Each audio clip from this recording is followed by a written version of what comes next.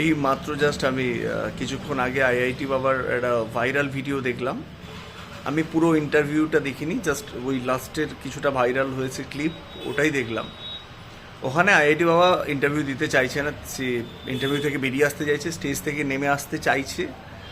আর ঠিক নামার সময় এক ভদ্রলোক তার হাত ধরে হ্যাঁচকা টান দিয়ে তাকে আটকানোর চেষ্টা করছে। তো সে তার হাতে বোধহয় গরম চা ছিল, চা নিয়ে ওর মুখে বা গায়ে ছুঁড়ে দিয়েছে।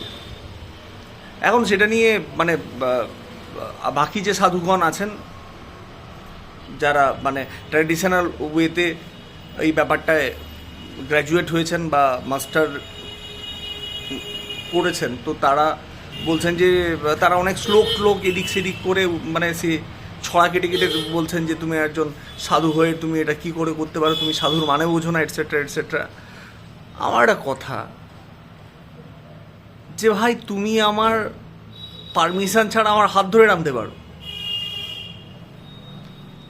আর আমি তোমার উপর একটু গরম চা ছুঁড়ে দিতে পারি না?